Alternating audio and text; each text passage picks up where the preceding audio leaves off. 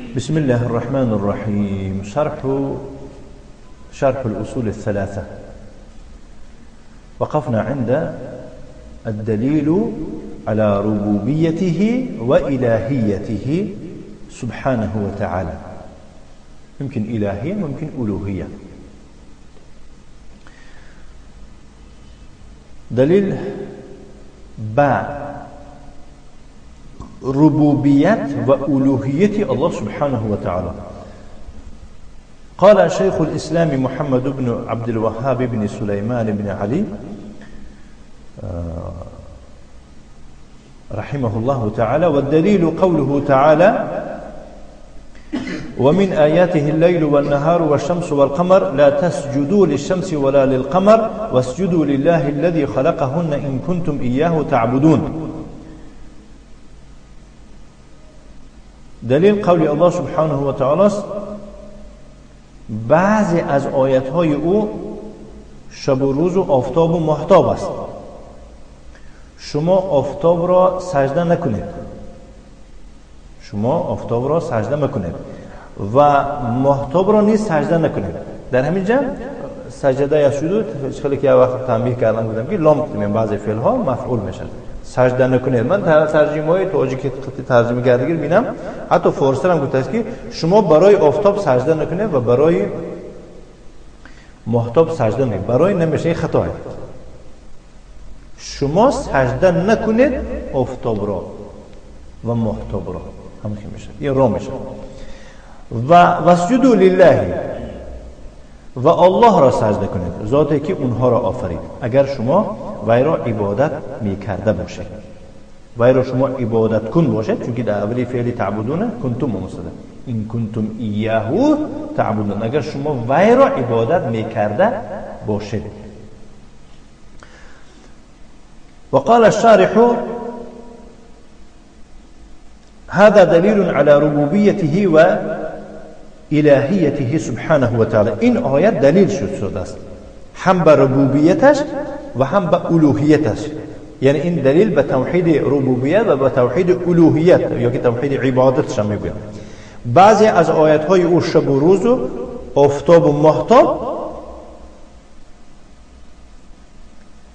الشمس والقمر، الشمس الكوكب العظيم الذي يضيء الكون سراجا ووهاجا. میگوید که آفتاب این یک ستاره بزرگ است که کون را، دنیا را روشنایی میکنه. سراجا ای یعنی منیرا، المراد بالسراج یعنی که نور داره. وهاجا ای متلألئا، متلألئ گفته درخشان میگویند. وقادا یعنی چی دارد؟ وقاد سوزاننده، گرمی دارد. هر چیزی که مثلا روشنایی دارد و در برابر روشناییش با چیز دارد گرمی دارد، او را سراجا وهاجا میگویند. كما قال الله تعالى، چنانه که الله تعالی میفرماید: وجعلنا سراجا وهاجا، ما قرار دادیم. مراد از قرار دادن یعنی آفریدیم. چرا آفریدیم؟ یک نور دهنده گرم را، مراد از اون نور دهنده گرم آفتاب گرم، روشن و گرم در نظر دارد، چون که او روشنایش از خودش هسته. فهمیدید؟ یعنی که روشنایی آفتاب مستفاد نیست از دیگر سیاره ها. والقمر نور یضیء اللیل، ماهتاب این یک نور است که شب را روشنایی میدهد. و یضیء الطریق للناس، و راه را برای مردم در شبانه روشنایی میدهد. اکنون دیدید وقتی که نوبت قمر آمدگی، قمر را چیز گفت؟ نور گفت. نور یک چیز رو میگن که یعنی در وجود خودش آتش ندارد، گرمی ندارد. وای محتاب بنده یخ میگن. چقدر گرادوس ها یعنی که خنکی دارد که هم چیز قطره در اونجا یعنی در زمین رسیده آهم میگردد، میخه خنکه بالای ما. به کفندر بالای بیان نمیگن اگر راست باشه برمودنش بالای بیان. کفندر این لباس های مخصوصا کفندر هم با ما خود کفندیه. انا محتاب نورش از کجا میگیرد؟ استفاده میبره از آفتاب میگیره و آفتاب دیده عکسی هم آفتاب در او داره. یک حکمت است. و من مصالحهما ایضا و بعضی از مصلحت این دو مصلحت از فایده میبره و بعضی از فایده های آفتاب محتاب نیست چه؟ آفتاب محتاب نیست چه؟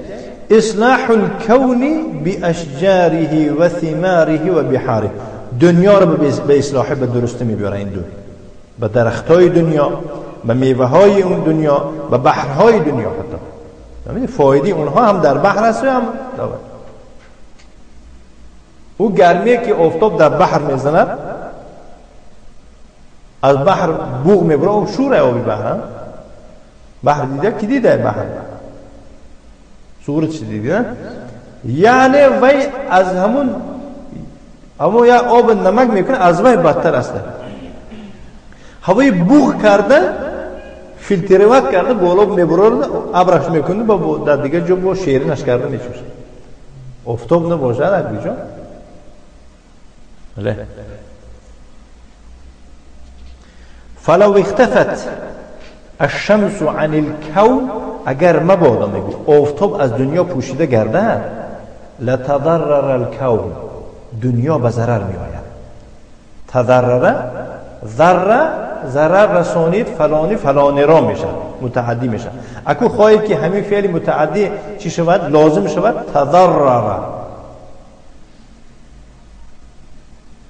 یعنی ضرر آور شد دنیا بتون یعنی که به ضرر مبتلا میشه. و فسدت کثیر من معایش الناس تمام زندگی های مردم یعنی که به فسادی مبدل میشه ویرون میشه و مصالح تمامی بهبودی و فایده های مردم. ولو اختفى القمر كذلك اگر ماهتاب نیز پوشیده شود همین حال میشه. القمر ایضا فيه منافع للثمار والاشجار ماهتاب نیز در او فایده هست هم برای میوه ها و هم برای درخت ها مع ما فيه ایضا من معرفت الحساب در برابری آن که یکی نظر به آن نکرده که با در ماه با چی است با شناختن حساب است. بعضی حساب است که ما محتاج میشیم. مثلا ماهای قمری هم میگن که ماه هجری در اساس قمریه قمر از قمر اما وقتهای نماز در اساس آفتاب برای ما یعنی که اینا از دیگر فرق دارن یک چند روز. قال الله تعالى الله سبحانه وتعالى فرمود والقمر نورا ایضا نور. الله سبحانه وتعالى قرار داد ماهتاب را نورا و خودش نور نیست یعنی ذا نور صاحب نور است اما نور از دیگه جا و قدره منازل ای حیع و یسر له سیره فی منازل. الله سبحانه و تعالی تقدیر کرده است برای اون ماه رفتن را با کجا در کجا را میره در منزل ها. منزل گفته زینه را میگه زینه به زینه و منازل و به منزل ها میگذرد. الله تعالی همین خیلی قرار داده یا که آفریده ماهتاب را که او راه میرود به همون منزل های خودش. المراد بمنزل 28 منزلة فی الشهر. فهمیده در یک ماه ماهتاب چند روز طی میکنه منزل میگذرد 28 منزل را میگذرد و یومانی للنقص و 2 روز دیگه برای چه با کم. در 2 روز دیگه بسیار وقتا نمیتوبت کنه نمینماید نمیبینه کسی گم میشه نه. خب قل هي مواقيت منازل لتعلموا عدد السنين. چرا الله سبحانه و تعالی ماه را قرار داد همچون نور و او را به تقدیرها یا او را یعنی که میسر کرد یا برای انتقال کردنش این منزل ها را تا اینکه شما شناسید عددی سنین سالها را سالهای مسلمان را والحساب و حساب را. المراد بالحساب عدد الشهور والایام عدد ماه از ماه میشناسید و عدد ایام را ایام هفته ایام ماه از این ماه شما میشناسید. مفهوم؟ بله انا می جنده لتعلموا چه خیلی لام است لامی لام تعلیل از لام جحود چی فرق دارد؟ لام جحود پیش از همون لام باید که چیزی که شد باشد مکانه یا که لم مکانه یا که لم یکن. و قال تعالی الله تعالی فرمود یسألونک عن الاهله، تو را از هلال ها میپرسن، از ماه ها میپرسن. مفهوم؟ تو را از چی میپرسن؟ از ماه ها میپرسن. قل هی مواقیت للناس، بگو که ویها وقتن و یا برای وقت هستن، برای مردم یعنی که مثلا وقت میشه. والحج، و برای چی هن اونها؟ برای حج، مراسم های حج از این ماه میشناسن، کی وقتی حج شده است، کی ماه های حرام هست که در اونجا باید احتیاط کنن. ففي الأهلة مصلحة لمعرفة المواقيت والآجال، آجال الديون وآجال العدد للنساء. پس میگو در هلال اهله ماه این فایده است برای شناختن وقتها و مهلتها، مهلت قرضها و مهلت عددها و عده رو گذاشته. عده جمعش عدد میشه. عده زنها کدوم وقت مثلا عدهش تمام میشه زنای، کدوم وقت مثلا شوهر دادن میشه یا که مثلا و هكذا. و مواقیت العبادات، وقتهای عبادت است، نمازها را غیر از نماز چون که در هلال برای وقت نماز نیست دیگه، نماز عبادت ها مثل و صيام، روزه و حج، كلها تعرف بالحساب المبني على هذين النيرين. برای ما و عبادت نماز هم عموم گذاشته است. همه اینها را شناخته می شود با حسابی که در اساس این دو نور می باشد. المبنی علی هذین النیرین، یعنی در اساس این دو نور بینا می باشد یا که بنا بر این دو نور می باشد. الشمس والقمر، آفتاب و ماهتاب. فالحساب الشمسی والحساب القمری فيهما مصالح للخلق اجمعین.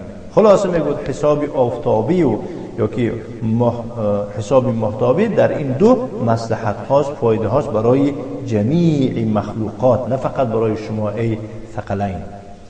و من مخلوقاته السماوات السبع. من ای ثقلین گفتم، هم انسان ها رو گفتم، هم جن ها رو گفتم. مثلا گفتم ای که ممکن در درس خطای جن ها اشتراک است باشه، جن های مصری. و من مخلوقاته سبع، و از مخلوق های او السماوات السبع، هفت آسمان است. قال تعالی الله الذي خلق سبع سماوات ومن الارض خلقهن مثلهن. الله ذات است که آفرید هفت آسمان را و از زمین مثلهن، همانند او، یعنی هفت زمین نیست. الذي خلق سبع سماوات طبقا، ای طبقه فوق طبقه من غير مماسه. المراد بطبقه ای طبقه فوق طبق، یک طبق بالای طبقه، یک سرپوش بالای یک سرپوشی که فرق بین دیگه سرپوشش چیه؟ من غیر مماسه، یک از یک دیگر جدا هم نچسبیده. طبقه فوق طبقه من غیر مماسه، بعضها فوق بعض، بعضی آسمان بالای بعضی. السماء الدنيا، آسمان دنیا. ثم التي تليها الى السماء، با اون آسمانی که بعدی این آسمان دنیا می آید تا آسمان هفتم. و فوق الجمیع عرش الرحمن سبحانه و تعالی، در بالای همه این مخلوقات عرش الله رحمان سبحانه و تعالی است. والارضون سبع، هفت زمین است، کما قال تعالی، چنانه که الله تعالی فرمود و من الارض مثلهن، و زمین مانند اونها، ای فهی سبع طباق ایضا، زمین هم هفت طبقه است نیز. و کل طبقه من طبقات السماوات السبع والارضین لها سکان و عمار، و هر طبقه از طبقه های هفت آسمان و زمین دارای چی هستند؟ و ها چی دارند؟ ساکن ها دارند، عمار عمارت و عمارت کننده و آباد میکردگی ها، زندگی میکردگی ها دارند. ما في السماوات من الكواكب والأفلاك الشمس والقمر، وما في الأرض من المخلوقات من الدواب باختلاف أنواعها، ومن الجبال والأشجار والأحجار، ومن المعادن ومن البحار، هذه من آيات الله. إذا چی گفته؟ میگوید که آن چیزی که در آسمان هاست من بیان میکنند. مثلا در آسمان الکواکب، ستاره ها و فلک ها، یعنی آن چیزی که در فلک هستند، آفتاب و ماهتاب، و آن چیزی که در زمین است از مخلوقات، از جنبنده ها، باختلاف عنه، به تمامی یعنی نوعهاش، و از کوه ها، از درخت ها و سنگ ها و از معدن ها و از بحر ها، همه اینها آیات الله هستند سبحانه. الآیات الکونیه التي ترى و تشهد، اینها را آیات های کونیه میگن که وایها را دیده میشود و مشاهده کرده میشود، تماشا کرده میشود. قال سبحانه، قال رحمه الله رحمتش کند مؤلف که و دلیل قوله تعالی و من آیاته الليل والنهار والشمس والقمر لا تسجدوا للشمس ولا للقمر واسجدوا لله الذي خلقهن إن كنتم إياه تعبدون. من آياته الليل يعني من علامات الدالة على الربوبية وقدرته واستحقاقه للعبادة دون سواه، الليل الذي يظلم والنهار الذي يضيء الكون كله، هذا من عجائب آيات الله سبحانه وتعالى. بعضی از آیات های الله شب است، یعنی بعضی از نشانه های الله سبحانه و تعالی که و این نشانه ها دلالت بر ربوبیت و به قدرت او و به لایق بودنش برای عبادت کردن میکند، نه غیر او سبحانه.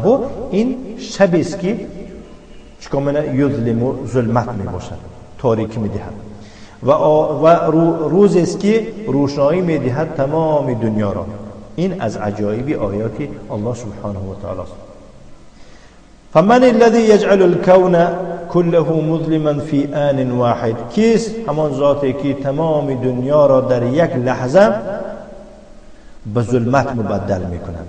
ثم يجعل الكون كله مضيئا في آن واحد، و قرار میدهد بعد از آن تمام دنیا را در یک لحظه روشن قرار میدهد. هو الله سبحانه، هو الله سبحانه و تعالی در جواب.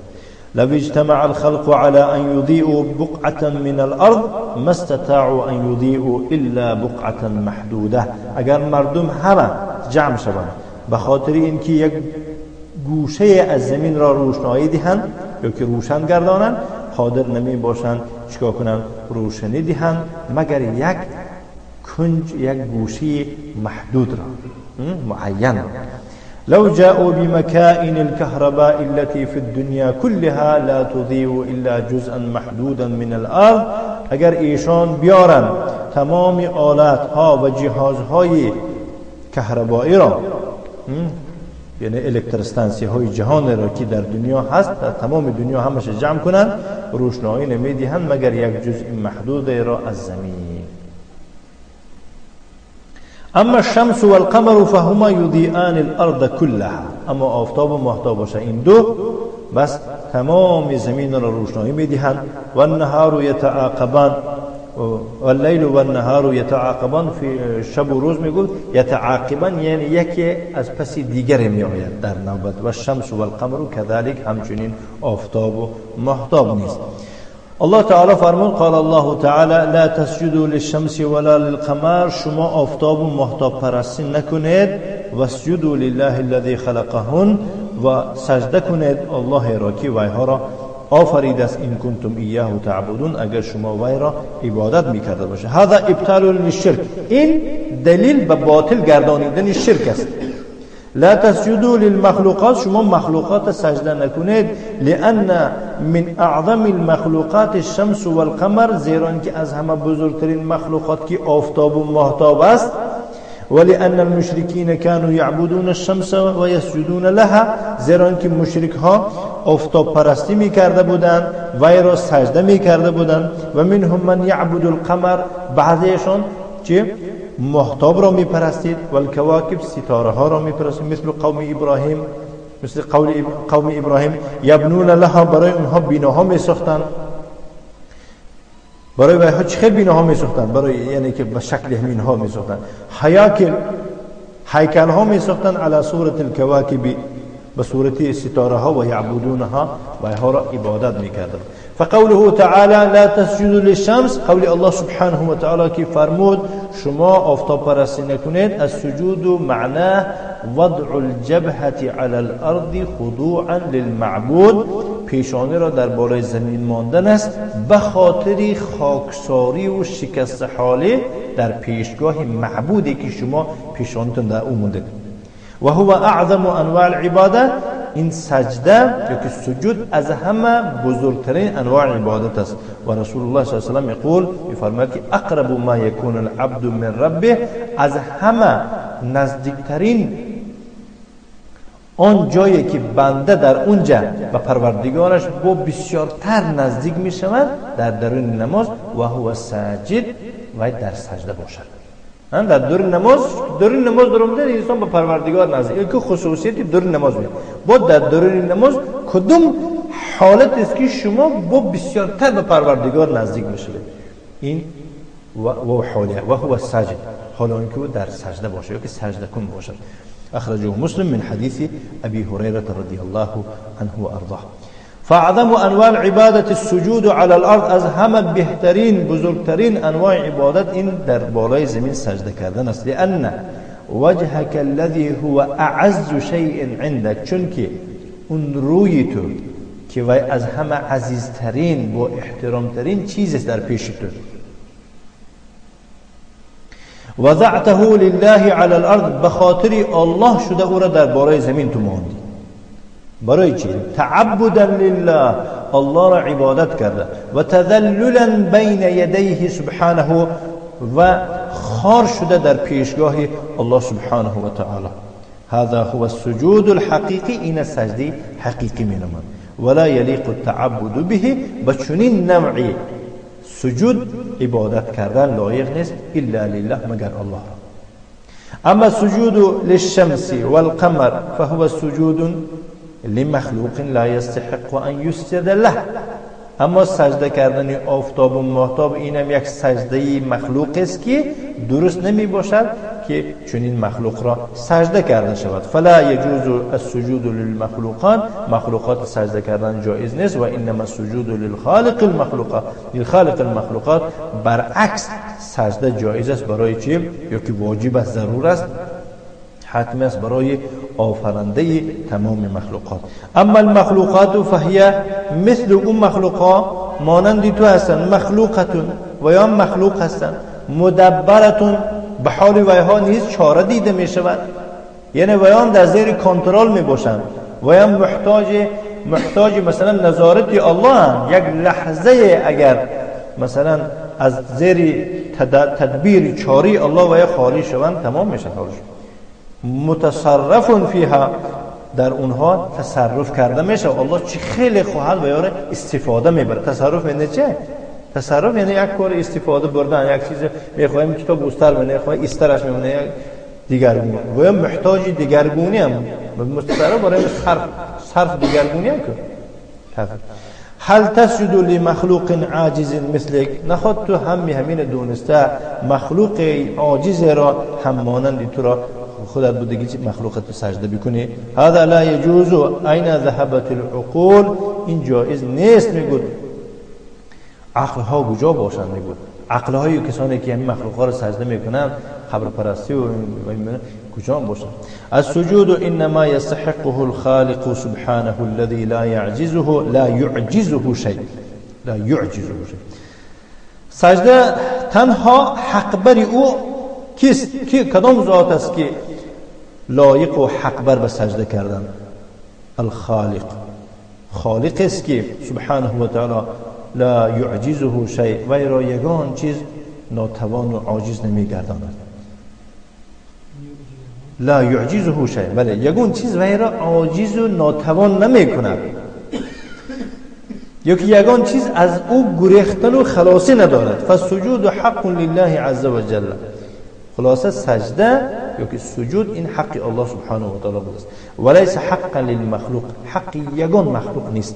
مهما كان هذا المخلوق من العدم والكبر، این مخلوق کسی که نباشد از بزرگی و از عظمت و از چیزی، مخلوق است تمام.